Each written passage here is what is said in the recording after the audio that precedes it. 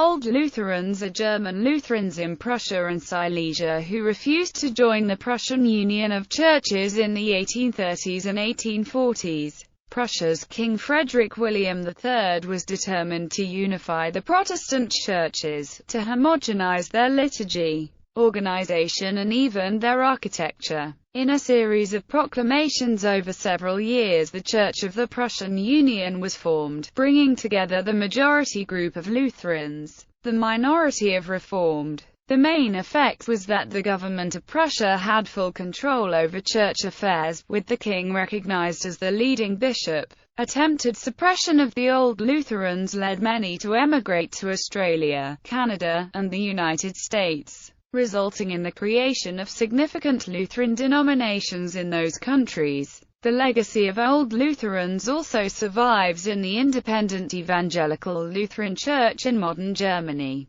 The Prussian Union. In 1799, King Frederick William III of Prussia issued a decree for a new common liturgical agenda to be published, for use in both the Lutheran and Reformed congregations. To accomplish this, a commission to prepare a common agenda was formed. After more than 20 years of effort, a common liturgical agenda was finally published in 1821. The agenda was not well received by many Lutherans, as it was seen to compromise in the wording of the words of institution, to the point where the real presence of Christ in the Eucharist was not proclaimed. The Protestant congregations were directed in 1822 to use only the newly formulated agenda for worship. This met with strong objections and non-compliance from Lutheran pastors around Prussia. The liturgical agenda was subsequently modified to appease many of the objections of the dissenting Lutherans, and in 1830 Frederick William ordered all Protestant congregations in Prussia to celebrate the Lord's Supper using the new agenda. Rather than having the unifying effect that Frederick William desired, the decree created a great deal of dissent among Lutheran congregations. In a compromise with dissenters, who had now earned the name of Old Lutherans, in 1834, Frederick William issued a decree which stated that union would only be in the areas of governance and liturgy, but the respective congregations could retain their confessional identities. In addition to this, dissenters were forbidden from organizing sectarian groups. In defiance of this decree, a number of Lutheran pastors and congregations continued to use the old liturgical agenda and sacramental rites of the Lutheran Church. Becoming aware of this defiance, officials sought out those who acted against the decree. Pastors who were caught were suspended from their ministry. If suspended pastors were caught acting in a pastoral role, they were imprisoned. Among the leaders of the Old Lutherans was Johann Gottfried Scheibel. Scheibel was a professor of theology in Breslau from 1818 until 1830, when he was suspended from his post for his dissenting views. Scheibel came to prominence as a leader of the Old Lutherans in the dissent against the Prussian Union. He spoke, preached and wrote against the Union, which consequently resulted in suspension from his post as theological professor. Undaunted, Scheibel continued in his dissent as he moved to new cities.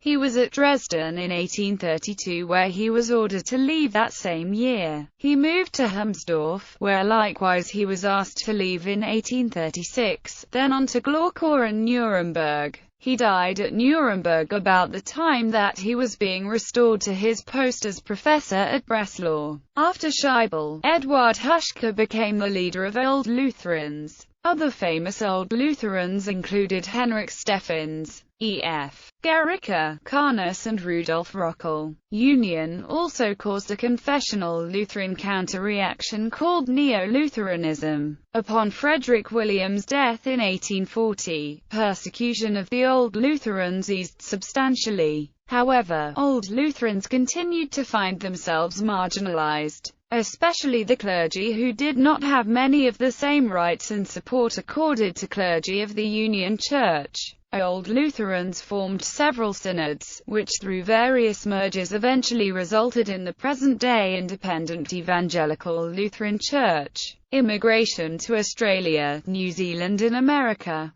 By 1835, many dissenting Old Lutheran groups were looking to emigration as a means to finding religious freedom. Some groups emigrated to Australia and the United States in the years leading up to 1841. Australian and New Zealand migration. The first Lutherans to come to Australia in any significant number were immigrants from Prussia, who arrived in 1838 with Pastor August Cavell. These immigrants created 3 settlements at Klemzig, Heindorf, and Glen Osmond. In 1841, a second wave of Prussian immigrants arrived, led by Pastor Gotthard Fritzsche. His group settled in Lobethal and Bethanien. The Lutherans in Western Australia established the Kilalpanilla mission station at Coopers Creek. Johann Fliel, the pioneer missionary of German New Guinea, served there for 7 years. When he left for Kaiser Wilhelmsland in 1885, his cousin, also named Johann Fliel, replaced him at the mission. There have been 5 waves of migration into the Lutheran Church in New Zealand. In the 1840s, people came from Germany. In the 1860s, a second wave of migrants from Germany settled in Martin in the Rangitiki. Some had first settled in Australia. In the 1870s, significant numbers arrived from Denmark and the rest of Scandinavia. In the years after World War II, many came from Europe.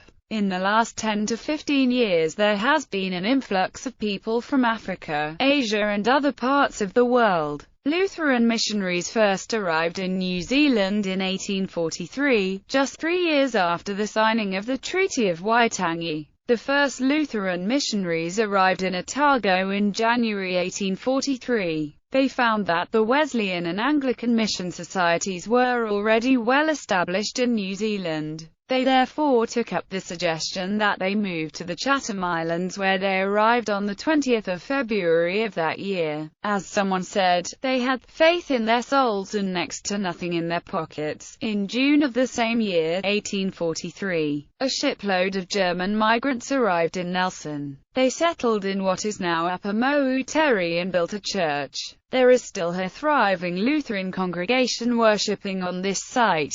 In the 1860s, a number of German people arrived in the Rangitiki. They convinced others from German-speaking communities in South Australia to join them. Most initially settled along Pukapapa Road in Martin, which is still the location of the St. Martin's Lutheran Church. In the 1870s, other Lutheran migrants arrived in New Zealand, including large numbers from Scandinavia who settled in the Wairarapa, Manawatu and Hawke's Bay regions. Norsewood and Danaverka owe their origins to these settlers. North American migrations. Numerous waves of Old Lutherans immigrated to the United States as well during this time period. Among them was a group from Prussia of about 1,000 Old Lutherans. They were from Erfurt, Magdeburg and the surrounding area, led by J.A.A. Grabau. They emigrated to the United States in summer 1839. Grabau and his friends founded the Synod of Lutherans immigrated from Prussia, afterward known as the Buffalo Synod.